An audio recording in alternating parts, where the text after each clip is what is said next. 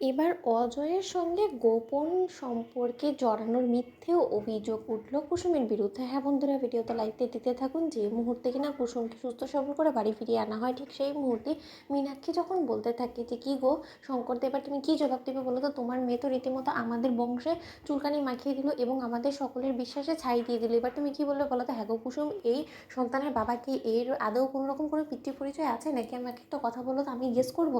তুমি তো অজয়ের সঙ্গে অনেকটা সময় জুড়ে গায়েব ছিলে। সেই মুহূর্তে তোমাদের মধ্যে এমন কোনো কিছু হয়ে যায়নি তো যারই চিহ্নস্বরূপ এখন তোমার গর্ভে এই সন্তানটা? কী ব্যাপার? কুসুম চুপ করে রইলে কেন বলো? কুসুম চুপ করে থাকলে তো চলবে না। এখন তো তুমি যতই চুপ করে থাকো না কেন, এবার তো তোমাকে উত্তর দিতেই হবে, কারণ তোমার সকল কিছু তো নোংরামোর সকল পর্দা তো ফাঁস হয়ে গিয়েছে। অন্যদিকে ইন্দ্রাণী যখন বলতে থাকে যে ব্যাস ছোটো, ব্যাস অনেকক্ষণ ধরে তোর এই আজে বাজে কথাবার্তা কিন্তু আমি সহ্য করছি, কিন্তু আর কোনো কিছু বলে তুই যদি কুসুমকে উত্তেজিত করে আবার অসুস্থ করে ফেলার চেষ্টা করিস, তাহলে কিন্তু আমার থেকে খারাপ কেউ হবে না। তুই এক্ষুনি আমার চোখের সামনে থেকে দূর হয়ে যা। ঠিক সেই মুহূর্তে মীনাক্ষী বলতে থাকে, আচ্ছা দিদি, তুমি এখনও এই উঁচু গলায় কী করে কুসুমের হয়ে লড়াই করছেন তো সেটাই বুঝতে পারছি না। তুমি একবার রাতুলের চোখ মুখ দেখেছো বলো তো?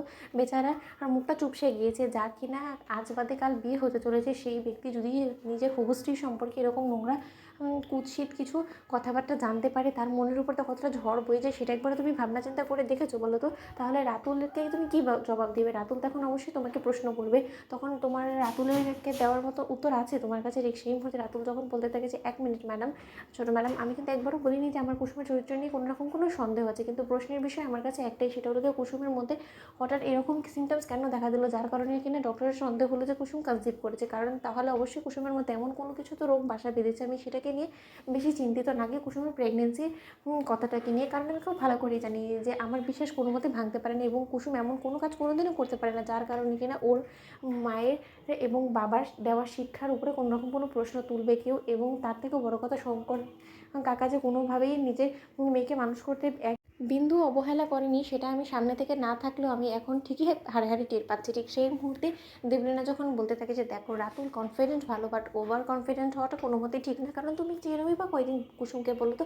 কুসুম তো অজয়ের সঙ্গে যে পরিমাণে সময় কাটিয়েছে সেই সকল কিছু তো আমাদের সকলের চোখের সামনেই ঘটেছে, এবং এই সমস্ত কিছু জানা সত্ত্বেও তুমি কুসুমকে রাজি হয়েছিলে বিয়ে করতে, সেটা কুসুমের ভাগ্য। কিন্তু তা সত্ত্বেও এখন যা অবস্থা দেখতে পাচ্ছি, আমি তো তোমাকে বলবো যে তুমি এই বিয়ের সিদ্ধান্ত থেকে সরে দাঁড়াও। ঠিক সেই মুহূর্তে রাতুল বলতে থাকে যে না, কোনোভাবেই না।